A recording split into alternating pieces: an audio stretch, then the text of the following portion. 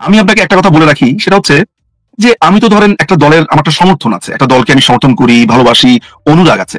আমার কথাটাকে আপনি হয়তো বা কোনো কোনো জায়গাতে খারিজ করে দিতে চাইবেন, কিন্তু বাংলাদেশে নিশ্চয়ই একদিন মানুষ অনেকগুলো সত্য জানতে পারবে।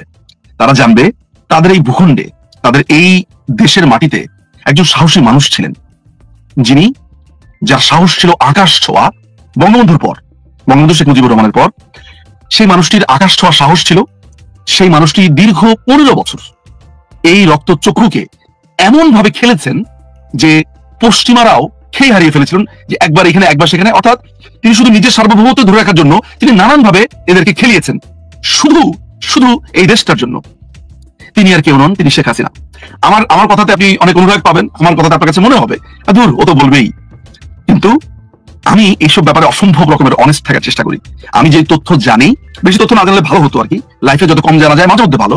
আমি যে তথ্য জানি সেই তথ্য আমি একটুকু বলতে পারি যে মাননীয় প্রধানমন্ত্রী শুধু তার দেশের কারণে, এই দেশের মাটিকে বাঁচাবার জন্য তাকে এই জলাঞ্জলি তাকে দিতে হয়েছে। কিন্তু আপনি এটাও জেনে রাখেন, আমি আপনাকে একটু স্মরণ করিয়ে দিতে চাই লুবুম্বার কথা, কঙ্গোর।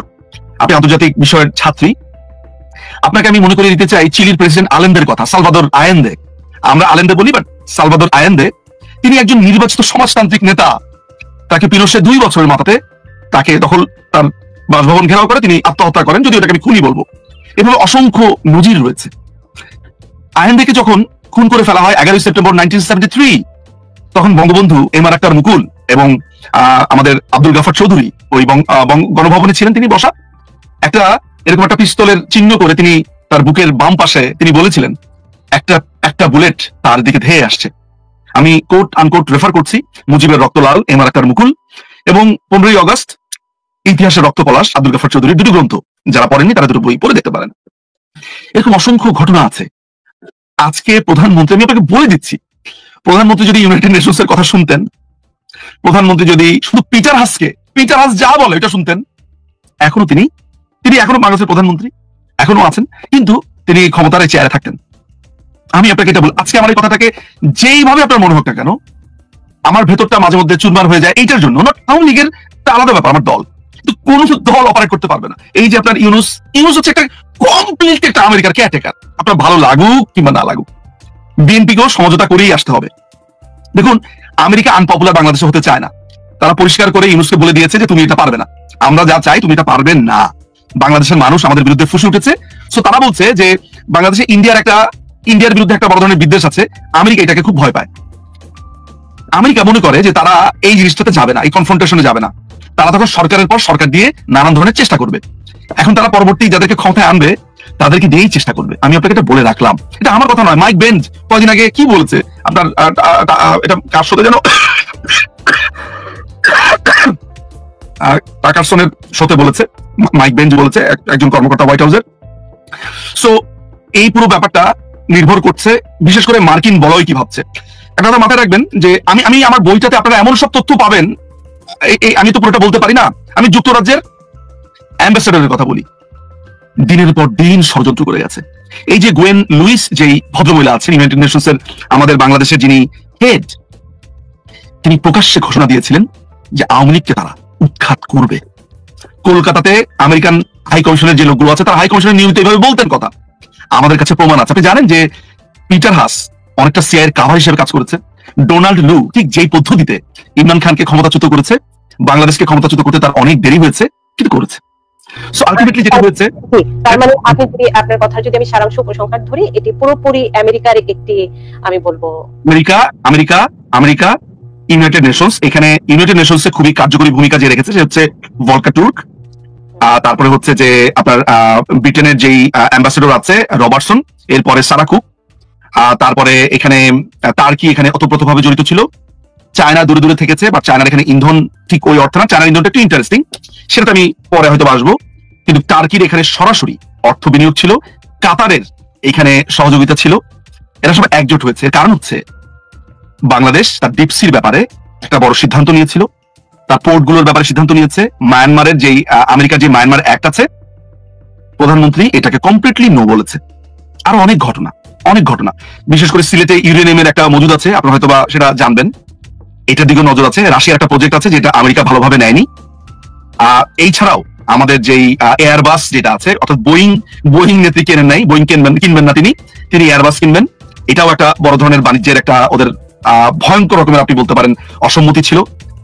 তিনি চায়নার সাথে তার বাণিজ্যকে খুব বাড়িয়েছিলেন, যেটা আমেরিকা খুবই বাঁকা চোখে দেখেছিল এবং তারা নিতে পারেনি। এবং আরেকটি গুরুত্বপূর্ণ ব্যাপার, ইন্দো প্যাসিফিকে যে কোয়াডের যে বিষয়টা ছিল, সেখানে বাংলাদেশ যে 15 আউটলুক দিয়েছে, এটা মার্কিনীরা খুবই বাজেভাবে নিয়েছে। ব্যাপারটাকে মনে করেছে যে এরা এত ছোট একটা রাষ্ট্র আমাদের সাথে এইভাবে পাঙ্গা নিয়েছে, এটার প্রতিশোধ তারা নেবে।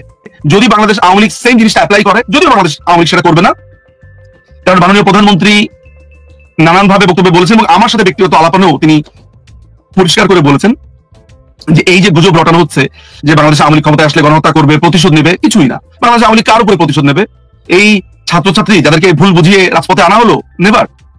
বাংলাদেশ আওয়ামী লীগ যেটা করবে, যে বাংলাদেশ আওয়ামী লীগ একটি ম্যাজিক্যাল আওয়ামী লীগে পরিণত হতে চায়, যেই ম্যাজিক্যাল আওয়ামী লীগ মেহনতি মানুষের কথা বলবে, একজন শ্রমিক এবং কৃষকের দিকে নজর দেবে, একজন কৃষক যাতে সংসদে এসে তার কথা বলতে পারেন সেই ব্যবস্থা করবে, একজন ছাত্রছাত্রী যারা তাদের ক্ষোভের কথা বলতে পারবে, তাদের প্রাপ্তি অপ্রাপ্তির কথা বলতে পারবে।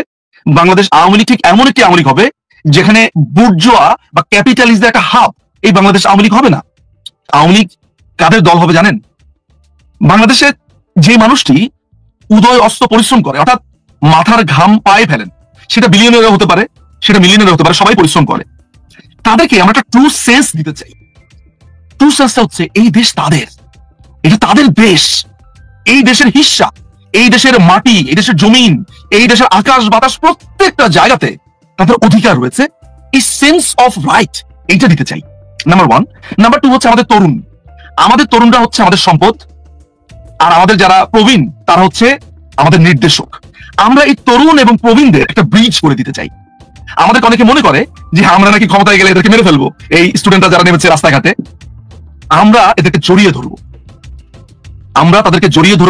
আমরা তাদেরকে বলবো যে তোমরা যা করেছো এই দেশের জন্য, দেশের কথা চিন্তা করে তোমরা রাস্তায় নেমেছো। তোমরা ভেবেছিলে আমরা খারাপ, এই যে তোমরা ভেবেছো আমরা খারাপ, তাই যে তোমরা নেমেছো, এর মানে হচ্ছে তোমরা দেশের কথা চিন্তা করেছো। কিন্তু তাদের বিচার আমরা করবো যারা তোমাদেরকে এই মিথ্যা কথা তোমাদের মাথায় ঢুকিয়েছে। তোমরা যারা নেমেছো তারা কোনো অপরাধ করোনি। বাংলাদেশ আওয়ামী লীগ যখন আসবে তখন সে এইভাবে আসবে, সে বাংলাদেশ আওয়ামী লীগের যে চরম বিরোধী, তারও সে প্রধানমন্ত্রী, তার নাগরিককে সে টেক কেয়ার করবে। অর্থাৎ যেন একজন চরম আওয়ামী লীগ বিরোধিতাকারী 3 বেলা ভাত খেতে পারে, তার কাজের জায়গাতে সমস্যা না হয়, তার জমি একটা কেউ দখল করে নেবে, তার বাড়ি দখল করে নেবে, এইটা যেতে না হয়, যেন সে আওয়ামী লীগকে গালি দিতে দিতে 3 বেলা আরাম করে ভাত খেতে পারে। এই ম্যাজিক্যাল আওয়ামী লীগ এভাবেই গড়ে উঠবে। এবং এই দলটি ক্যাপিটালিস্ট বা বুর্জোয়া যারা পুঁজির সঞ্চয় করে অবৈধভাবে, তাদের একটা স্টেশন হিসেবে ব্যবহার হবে না। এটি হবে প্রলেতারিয়েতের, শোষিতের। এই দেশটা হবে শোষিতের, শ্রেণীহীন যারা রয়েছে তাদেরকে এই ভাইব দেওয়া যে শ্রেণীহীন বলে কিছু নেই, নো ক্লাসিফিকেশন, আমাদের সবার রক্ত লাল, আমরা সবাই এক, আমাদের জাতি বাঙালি, আমাদের ভূখণ্ড বাংলাদেশী। আমরা এই দেশটাকে আগামী এতগুলো বছরে ঠিক এই পার্টিকুলার এরিয়াতে নিয়ে যেতে চাই। আমরা আমাদের শিক্ষা ব্যবস্থাকে একটা চরম উৎকর্ষের সীমানাতে নিয়ে যেতে চাই। আজকে একটা চিকিৎসার জন্য